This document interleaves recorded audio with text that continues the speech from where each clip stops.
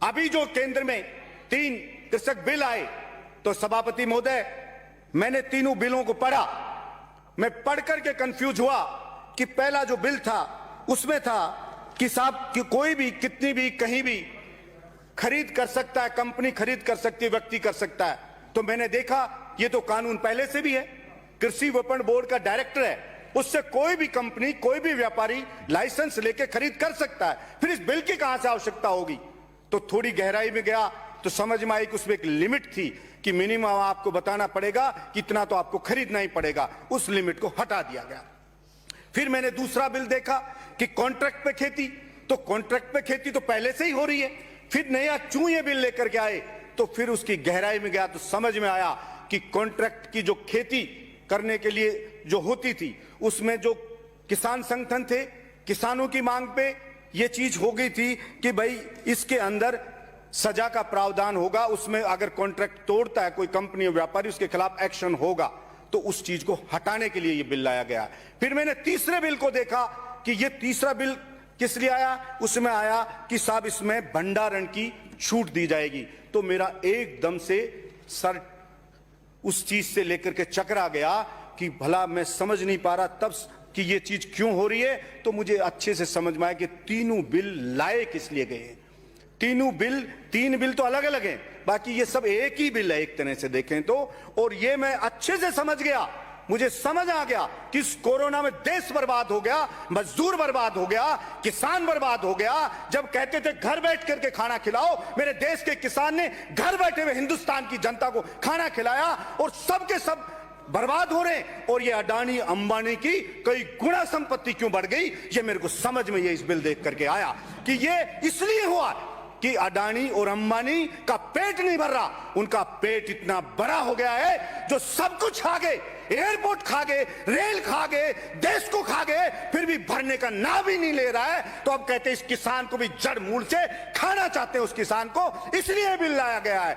और इस बिल में ला करके होगा क्या सभापति महोदय, जैसे मेरे कई साथियों ने बताया कि जियो आया कि फ्री के अंदर आपको नेट दिया जाएगा, फ्री में आप बात करिए। और जो एयरटेल जैसी दूसरी कंपनियां थी स्थापित, उन सबको भी खा गया और आके पूरे मार्केट पे कब्जा कर लिया। और फिर कह दिया कि अब पैसे देने पड़ेंगे, ताकि लोगों को मजबूर कर दिया। यही होगा कि मंडियों को बर्बाद कर दिया जाए, क्योंकि मंडी में कंपटीशन होता है। मंडी में जो लेके किसान जाता है, वहां पे और भी व्यापारी होते हैं, बोली लगती है, एक व्यापारी बोली लगाता है, दूसरा भी लगाता है, तीसरा भी लगाता है, तो प्रतिस्पर्धा होती है। प्रतिस्पर्धा से उसको ठीक सी रेट मिल जाती है।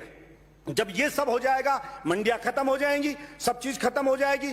और फिर ये जो बड़े लोग हैं, क्योंकि उनके पास पैसा है, किसान के पास इतना पैसा नहीं है, छोटे आदमी के पास इतना पैसा नहीं है कि भंडारण कर सके, वो वेयर हाउस बना सके, वो कोल्ड स्टोरेज बना सके।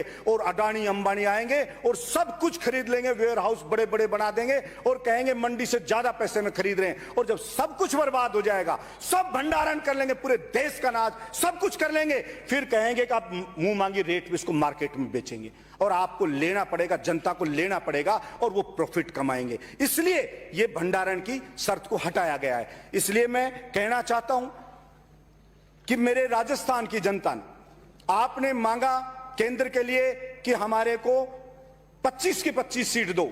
मेरे राजस्थान की भोली भाली मेहनत कश जनता ने 25 की 25 सीट जिता करके आपको दे दी। ऐसे ऐसे लोगों को जिता दिया एमपी, जो जीतने के बाद जनता को गांव में जाके जीत कर धन्यवाद तक देने आज तक नहीं आए। गांव के अंदर जनता ढूंढ रही है उनको, लेकिन उनको रिकॉर्ड मतों से जिता के भेज दिया, इस आशा में कि शायद हमारे लिए कुछ होगा। उन्हें बड़े बड़े सपने दिखाए गए थे, लेकिन आज वो जनता ठगा सा महसूस कर रही है। आप लोग ये कहते हैं कोई विरोध नहीं हो रहा है, कोई कुछ नहीं हो रहा है, ये इनोसेंट मेहनत कश मिडिल क्लास परेशान लोग हैं।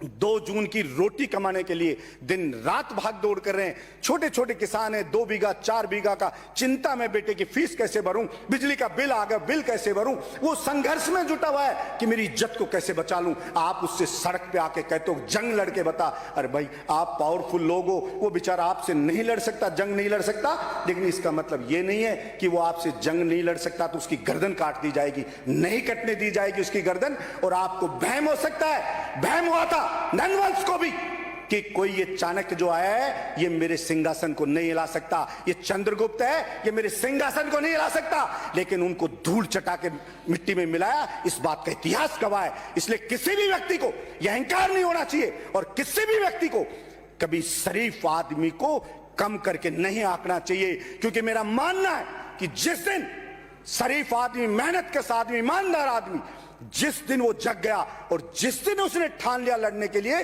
तो फिर ये जो ढोंग ढांग कर करके बनने वाले लोग हैं उनकी औकात नहीं है कि उनके सामने क्षण भर भी वो मुकाबला कर लें। इसलिए मैं आपसे निवेदन करता हूं, बाजरा मेरे राजस्थान में, बाजरा सभापति महोदय, पूरे हिंदुस्तान में जितना बाजरा पैदा होता है उसका 41.3% बाजरा राजस्थान स्टेट अकेला पैदा करता है। लेकिन मेरे को बड़ी अफसोस हुआ कि कोई भी यहां विधानसभा में भी इस बात की चर्चा नहीं करता कि जो मुख्य फसल है हमारे राजस्थान की, उसको एमएसपी पर क्यों नहीं खरीदा जा रहा, उसको एमएसपी पर नहीं खरीदा जा रहा है। और अब लोगों ने कहा चिट्ठी नहीं लिखी, वो नहीं लिखी, सिर्फ एक बार 16 में जब खराब हो गया, दबाव पड़ा, तो एक बार बाजरा खरीदा गया, नहीं पहले भी बाजरा नहीं खरीदा गया। खत्म कर रहा हूं सभापति महोदय, 2 मिनट लूंगा, पहले भी नहीं खरीदा गया। इसलिए कोई कभी इस बात की किसी एमपी को मैंने आवाज उठाते लोकसभा में नहीं देखा कि वहां पे वो कहते कि राजस्थान में बाजरे की फसल है उसको एमएसपी पे खरीदा जाए।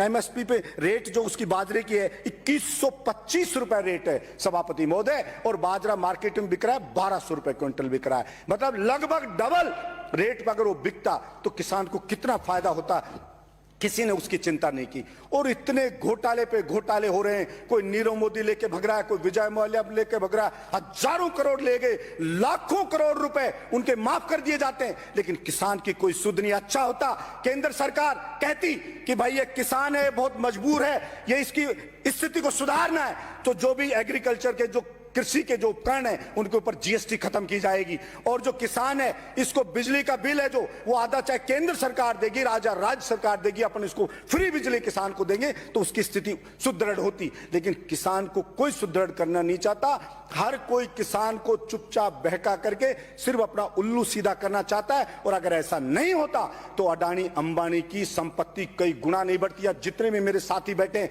एक भी साथी बता दे आपके आस पड़ोस, आपके मित्र रिश्तेदार में किसकी संपत्ति साल के अंदर बढ़ी है, कोई भी बता दे।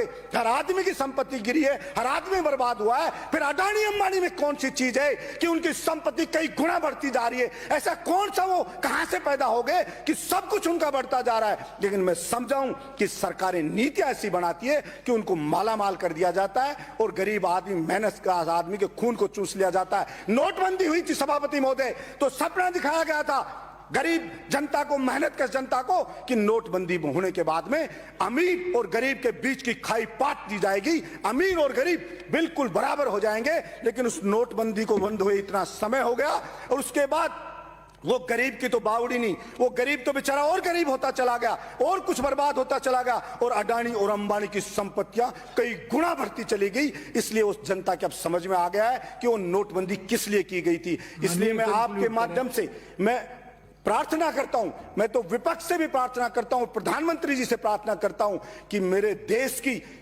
इमोशनल जनता ने आपको अपेक्षा से कई गुना ज्यादा समर्थन दिया है, आप उनकी भावनाओं से नहीं खेलें। और जो आपने कानून बनाया ये गलत बनाया है, और आपको लग रहा है कि जनता समझेगी नहीं, मेरे विपक्ष के साथियों को लग रहा है कि जनता समझेगी नहीं, लेकिन आप गलत फहमी में, ये जनता सब चीजों को समझेगी। और इस आने वाले उस खतरे को आप देख लीजिए, नहीं देखा तो आगे जो होगा जनता के साथ, वो आने वाली पीढ़ियां हमारे को माफ नहीं करेंगी कि ये काला कानून बन रहा था लेकिन किसी ने विरोध नहीं किया। इसलिए हो सकता है मेरा बोलना, मेरा प्रयास, मैं चाहे आंदोलन करना पड़ा तो वो भी करूंगा, मेरा प्रयास हो सकता है सागर में एक बूंद के जैसा ही हो, लेकिन मैं फिर भी करूंगा। मैं उसी चिड़िया की तरह करना चाहता हूं। जंगल में एक बार आग लग गई तो एक चिड़िया चोंच में भर भर के पानी लाके आग के ऊपर डाल रही थी बुझाने के लिए।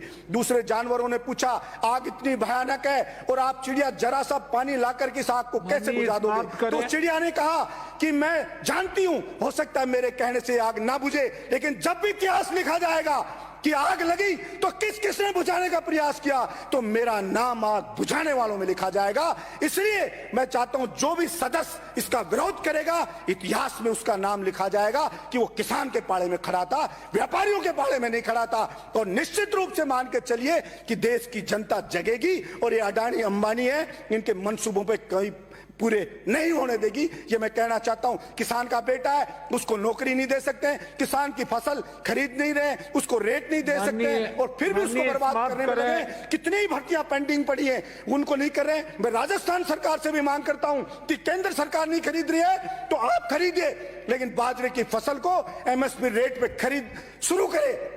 जब सारी फसल बिक जाती है सभापति महोदय, तब एमएसपी पे खरीद चालू होती है। क्या पता नहीं है सरकार को, क्या सारे के सारे मंदबुद्धि है सरकार में बैठे लोग कि भाई इसकी एमएसपी पे ये फसल इस टाइम आती है, डेट निश्चित कर दी, आप लाइए फसल को बेचिए, हम खरीदेंगे। लेकिन सारी फसल बिक जाती है तब ढकोसला करने के लिए उसको खरीदा जाता है, और वो भी एक लिमिट में खरीदा जाता है। इसलिए इस किसान के साथ इतना ज्यादा अन्याय मत करो, इतना ज्यादा अत्याचार मत करो कि आपको नरक में भी जगह ना मिले। ऐसा कृत्य ना करो, यही मैं कहना